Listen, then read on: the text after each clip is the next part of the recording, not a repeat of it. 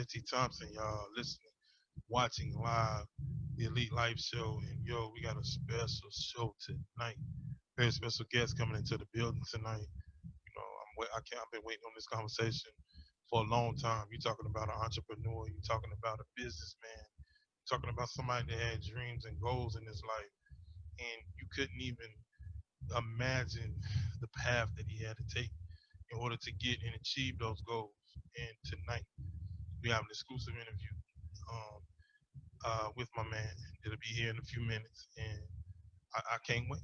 I mean, it's when you got a testimony, and when you have something that you have achieved that that no man can take credit for. It's all God. Every step of the way, even steps that you couldn't see.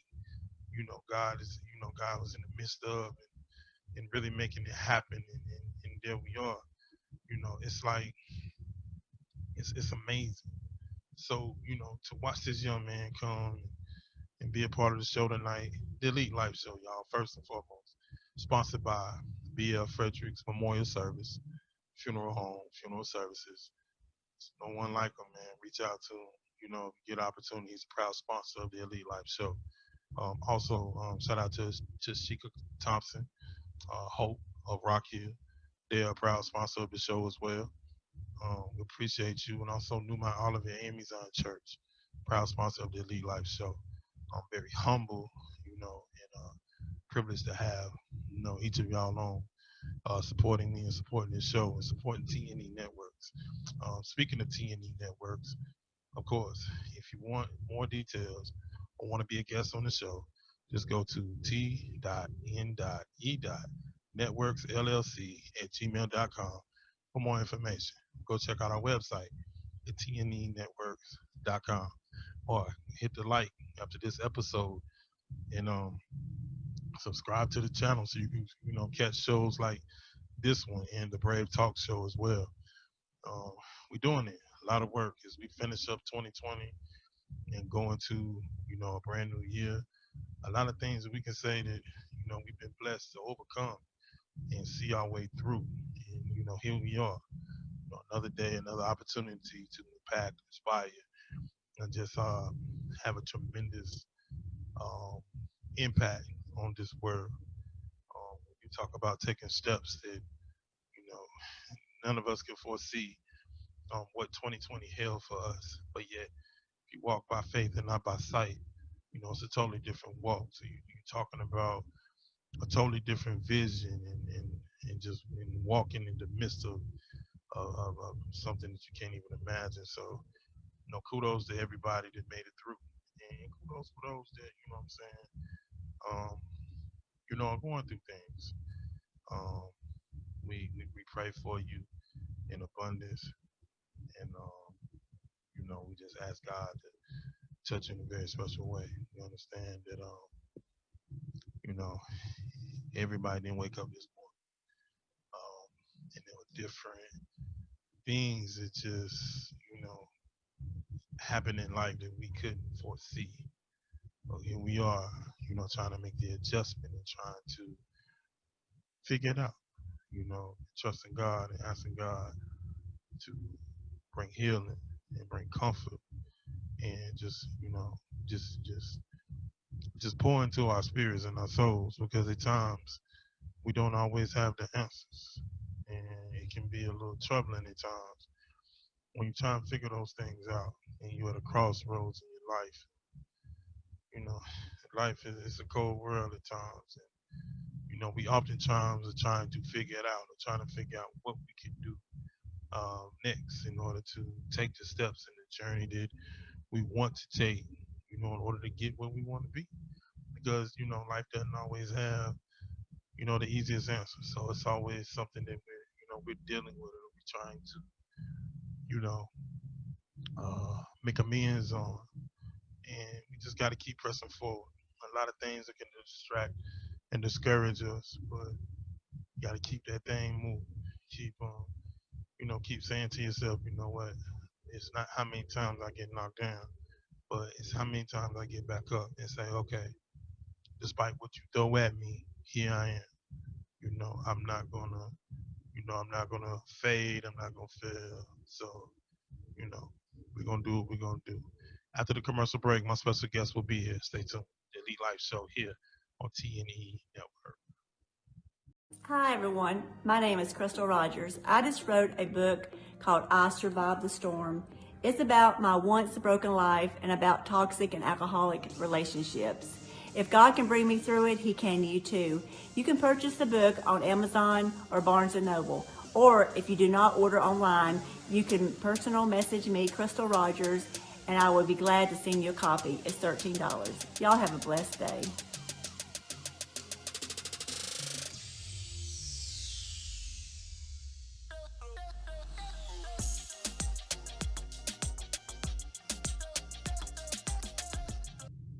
All right, we back on the Elite Life Show, and like I promised you in the intro, we got our very special guest in the building. Entrepreneur, businessman, more importantly to me, a brother, family member. My man Brandon Frederick is in the building. What's up, bro? What's up, man? What's up? What's up? What's up? What's going on? What's good? It's you, man. It's our day, it's our time, man, to make something very Yeah, special happen. And that's what we definitely. about to do, man. So for our Elite Life audience, tell them a little bit about yourself. Just a little something before we get into the meat and potatoes. Tell them a little something about yourself. Oh man, Yeah, I don't know what to tell them, man. You see, they want to know about. No, I am. My name is Brandon Frederick. I am the owner and director of the Frederick Memorial Center, conveniently located at 124 Mobley Street in Chester, South Carolina. Um, and, I'm from Chester. I of course, um, man, what do you want me to tell them? I don't know what to tell We finna get it. We finna get it, man. Yeah, And I personally don't. proud sponsor of the Elite Life Show. Very Yeah, humble, to have you on oh, board, definitely, man, and be repping the business because we know that the business that you in is something that's necessary and something that's definitely. needed. And it's one of those things in life that a lot of people don't, uncomfortable conversations, but you got to have those conversations. And Gotta have 'em. for what you do, man, and the business speaks for itself. Like we're doing it at a high level. We're bringing you, family. We focusing on the family and what the family needs in times that are difficult. And I want you just to introduce, the business and talk about what got you started, man. What brought you to where you are. Well, man, that will be here all day. If I go into depth of how I got started, but to make a long story short, I mean, man, I probably about the age of 7. Um, I had a passion for burying things, man. And my dad, he's retired military, and he had this army trunk, man. And one day I took that army trunk and I put pillows in the bottom of it and I put towels. I opened it up, put towels. It looked like a casket. And I had a stuffed animal named My Buddy. I don't know if y'all remember My Buddy. Some of the listeners may not be that old to remember, but I took My Buddy and I drew his eyes closed and I put in as morbid as it may sound that for a 8 year old to do this, put him in the casket, and I would have funerals for him, man. And that passion just grew, man. And I thank God for my parents because they nurtured it. Man, they would get me out of school to take me to funerals, man, just so I could work funerals. I started out working at King's Funeral Home on 135 Cemetery Street, where the late Honorable Mayor Christopher C. King was the owner, and he took me under his wing at 8 years old, man. And then I was groomed in embalming by Dr. Nelson King, um, who was this very skilled embalmer who taught me everything that I know. I was groomed in funeral directing by John Richard Christopher King. So I had all these great people um, in my life, man, that were pouring into me. And man, a little bit of how fast forward to how I got to where I am now.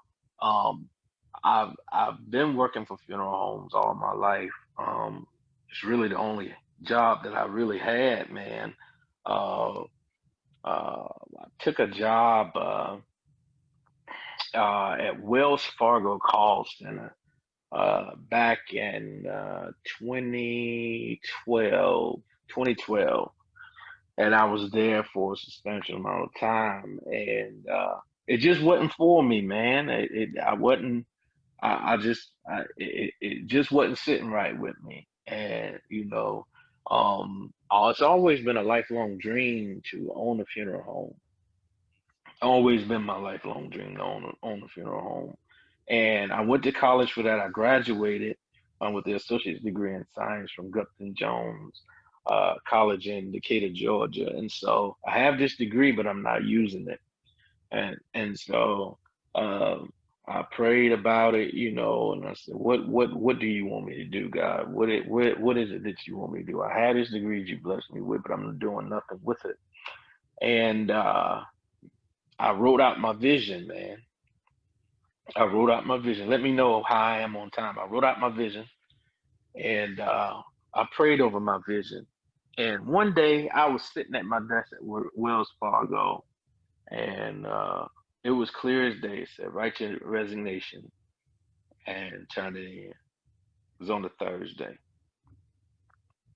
I did it. That Saturday, I got a call from this lady. I didn't even know who she was, but she knew me. And in short, she said, my father, I have a funeral home. Uh, Now that my father had, you may know him. She told me who he was. I said, yes, man, I'm very familiar. And I went to school with her nephew. And so we began talking. She was like, well, are you interested?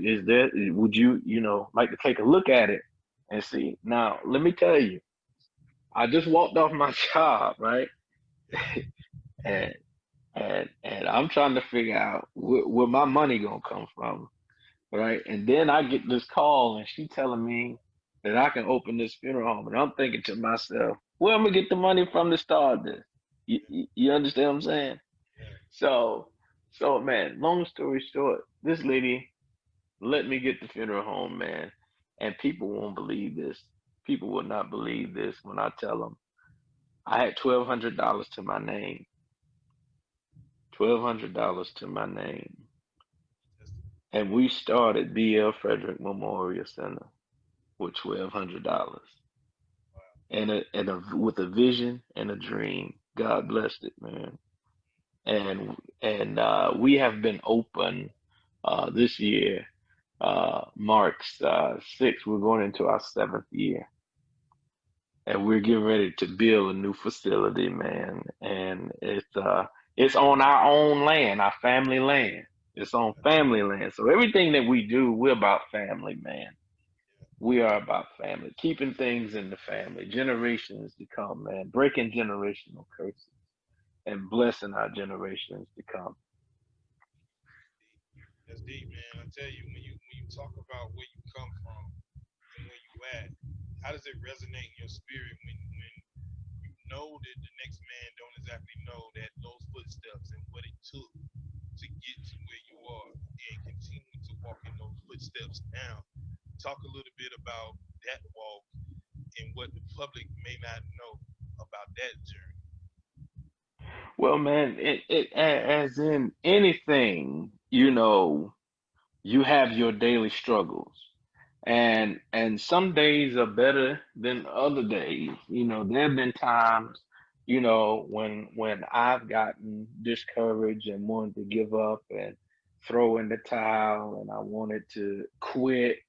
And then I had to look at it and say, well, I got too much time vested in it. It's I would lose more by quitting than I would gain if I stayed in the game.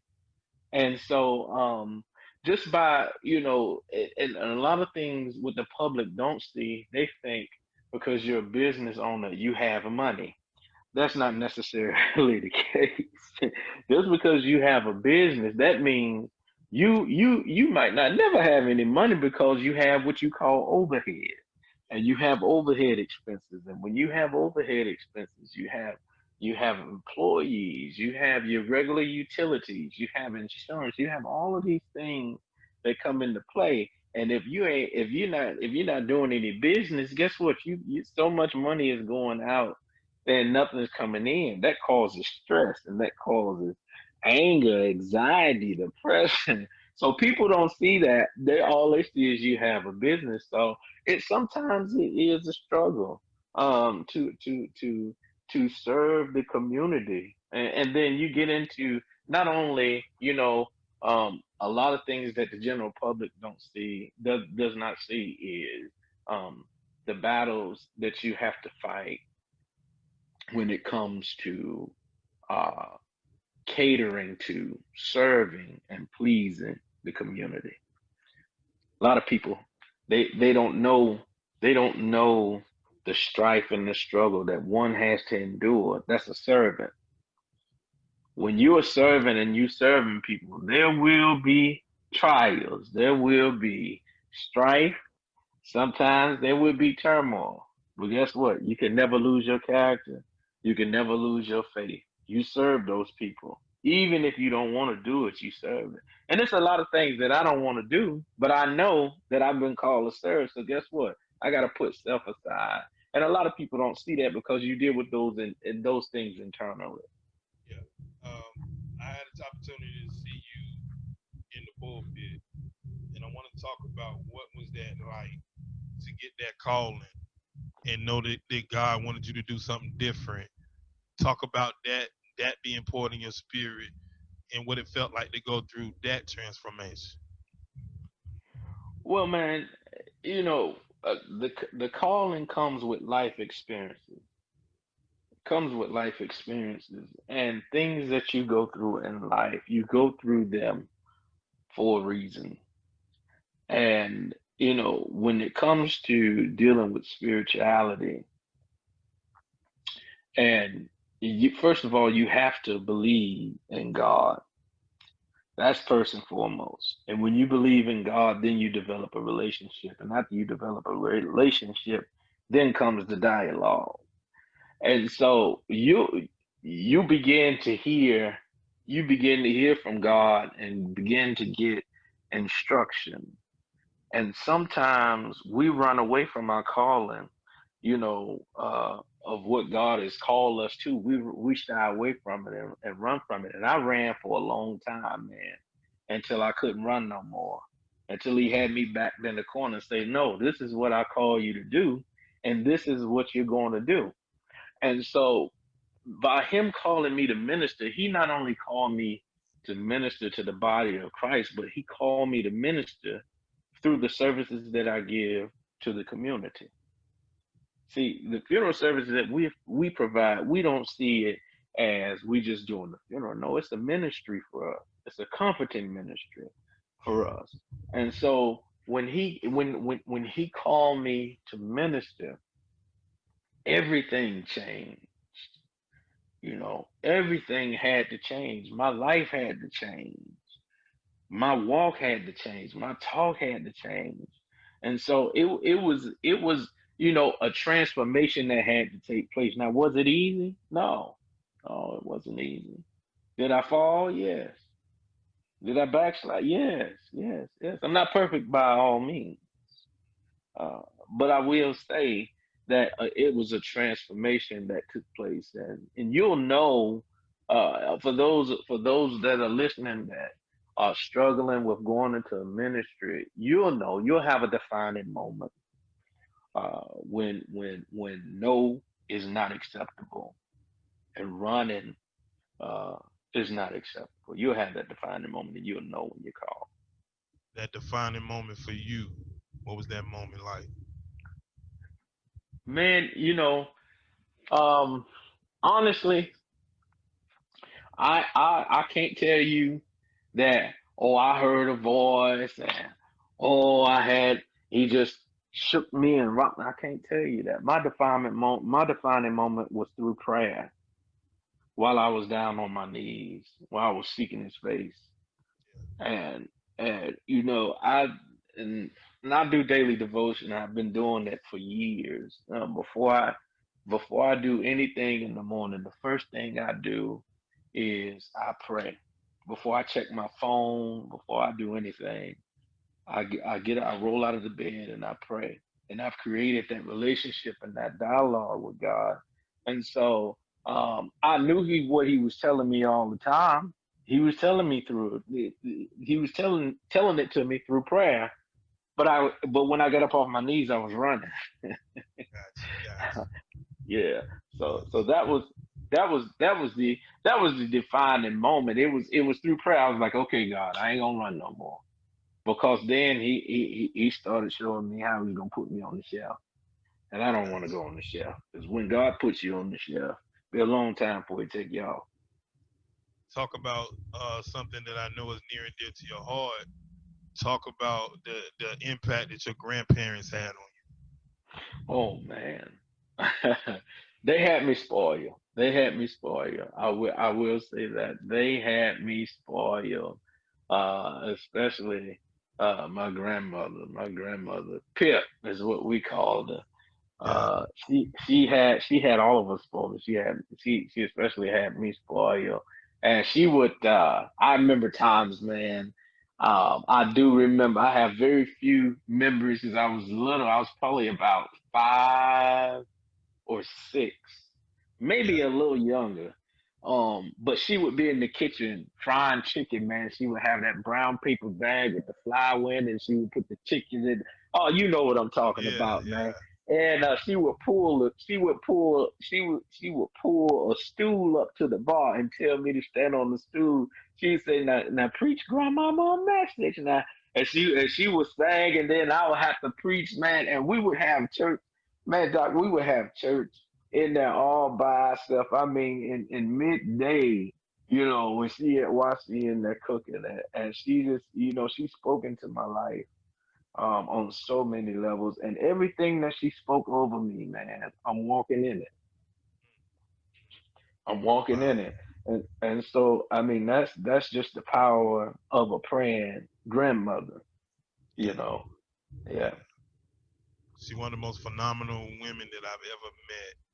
I had the Oh yeah. opportunity to meet her, and Definitely. so you got a good one on her. So I got to get a good one on Ronell. I got That's right, that man. cat right there, one of the coolest cats that I ever met, man. So I know you got a good story on him. Yeah, man. He what granddad would make us do, man. I will always get out of it somehow, some way. But he would make my brother, man, cut grass. I mean, profusely cut grass Yeah, all summer. And he let me slide because he knew that I wanted to go work at the funeral home.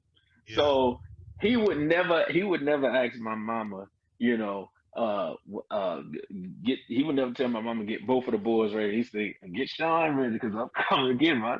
And then Yeah. he would always ask, that other one, that other got any fumes today? So I always got out of it, man. That's how he pushed me and helped me get to where I am today. Because he allotted me that time when I should have been on that truck cutting that grass. I tell you, you had a different walk, even at an early age, man. I mean, God was still pouring into you and protecting you and sowing Right, things in you. And so right. it takes me to mom and dad, man. What are some of the greatest lessons that they instilled in you that you still remember to this day? Man, it's so much when it comes to them because I've watched how they have raised us. Uh, and I'll say this. I'll go out on a limb and say this. My dad was very strict, very strict, and I understand why now he was as strict as he was. Now, mom she was lenient. She Yeah, would let us get away with murder, but Daddy wouldn't letting us get away with yeah, nothing. He was on us like white on rice. But look at us today, man. You know, he raised two successful young men, you know, and you know, he was always there. We never wanted for anything. I mean, mama always made sure we had everything we needed, man. We never went it, and they worked together as a team. And you know what they taught us? They taught us responsibility Yeah, and they taught us accountability. it is. It is. They taught us how to be responsible and how to be accountable. And so that those are the two main things um, that they taught us, and they drill and instilled in us was to be accountable, man, and to be responsible. And those things take you a long way, man. Right. And me asking you about them brings me to my next question. And learning those lessons and those things, what does legacy mean to you? And how important is that to you? Man, legacy is everything. Legacy is everything because how you live is how you will be remembered. How you live is how you will be remembered. The things that you do on this earth, the things that you have done on this earth, that you will be remembered by, that is your legacy. That is your legacy. And I would hope that everyone would want to have a positive legacy to leave behind for their family, you know, and their children, their loved ones, and their friends, man. Something to remember them by. Legacy is always important, man. When I'm dead and gone, I want my children and my grandchildren, man, to remember me and all the things that I've done and all the people I help and all the accolades that I've achieved. That's legacy. Yeah, Leaving something for them. You got to leave something behind for them. That's legacy. that is, man. That is. And so when we talk about that, how did becoming a husband and a father impact your life? Well, it definitely changed. It definitely changed my life. Because I mean, you had there comes in responsibility. Now you Yeah, have these other people that you're responsible for and that you got to be accountable for, and not yeah, only that, that you have to provide for. yeah.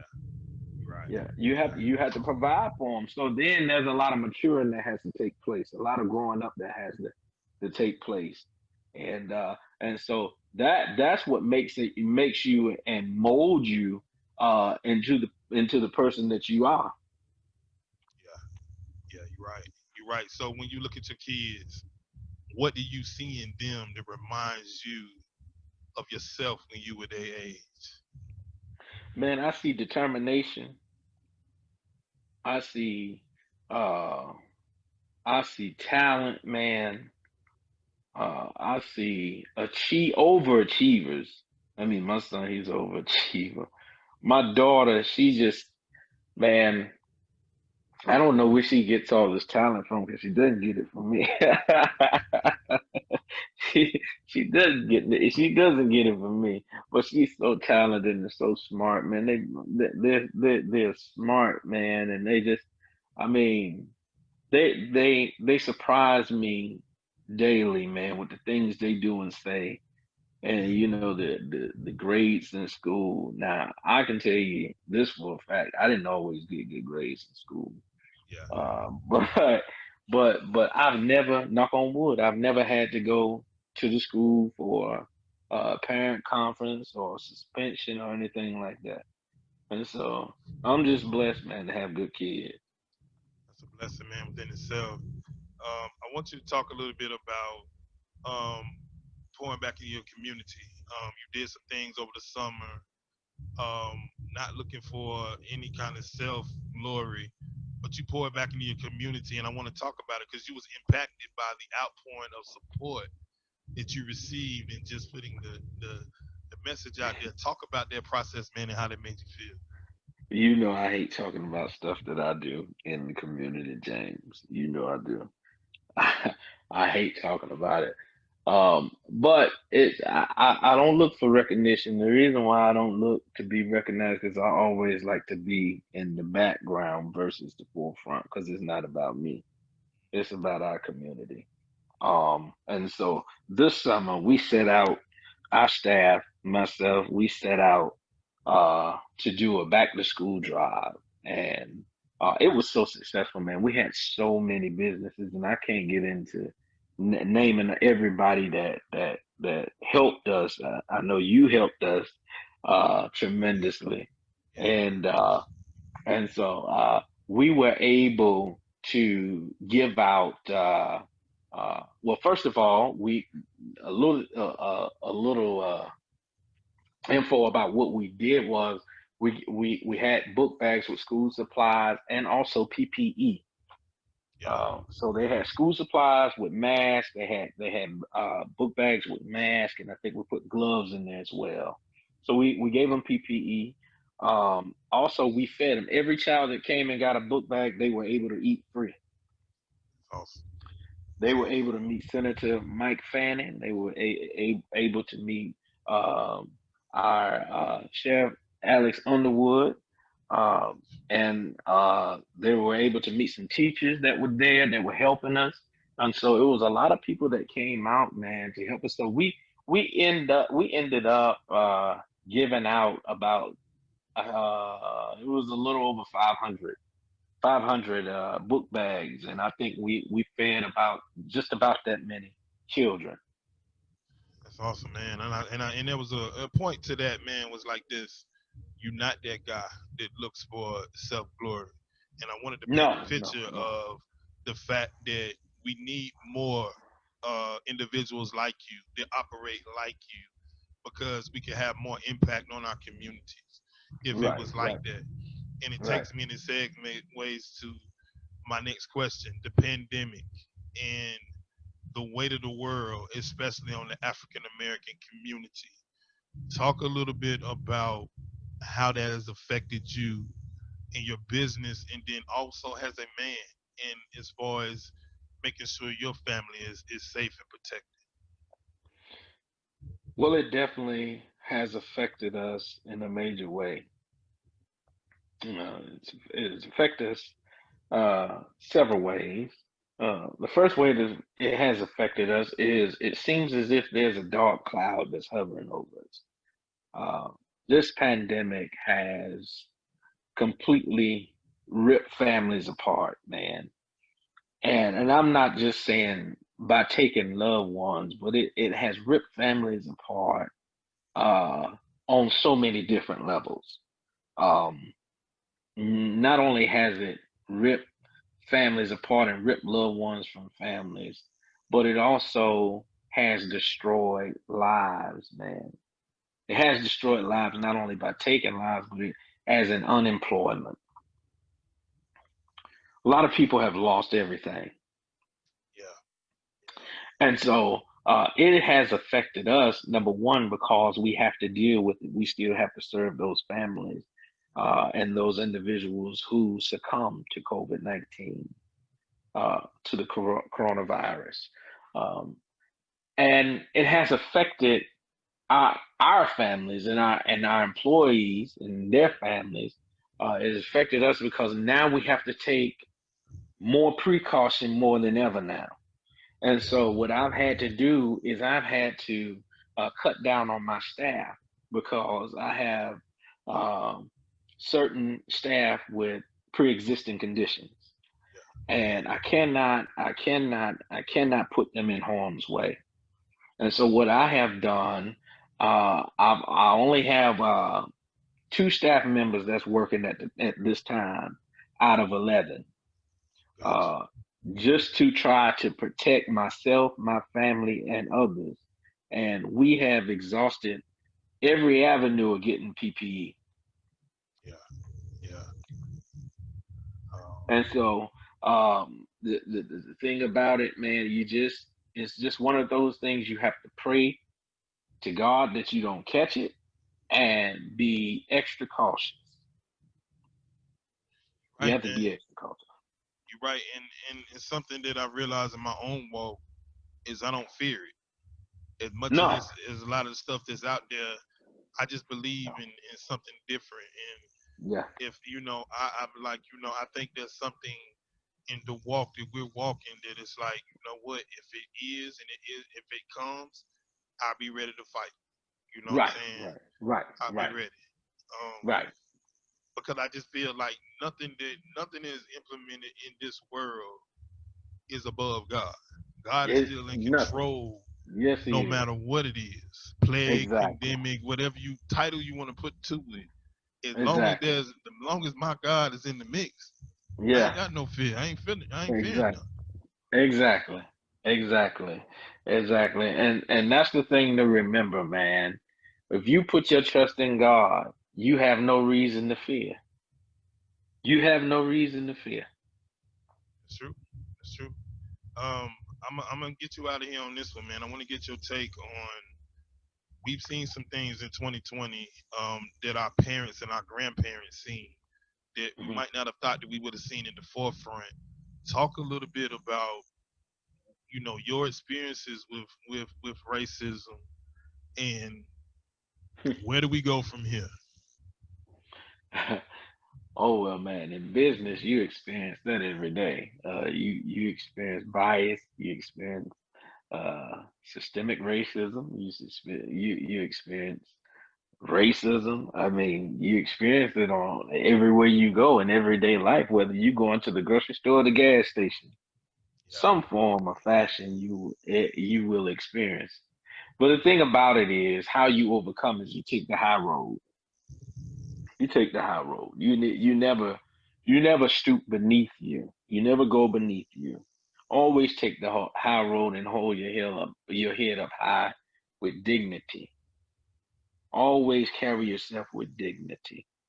You'll never go wrong, no matter what comes your way, no matter what they say to you. Always have dignity. no doubt. We created something special in this interview, the legacy, something that our grandkids and generations after us will see. So Yeah. your message as we end this interview is what? As we leave generational wealth and as that's our focus and our mission, what is your message as they're looking and listening to this right now?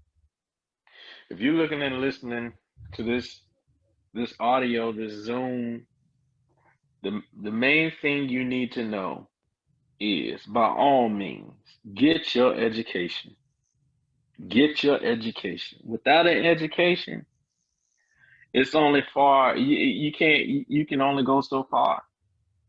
But with education, education will take you far. No matter if you take 2 years or you take 10 years, 12 years.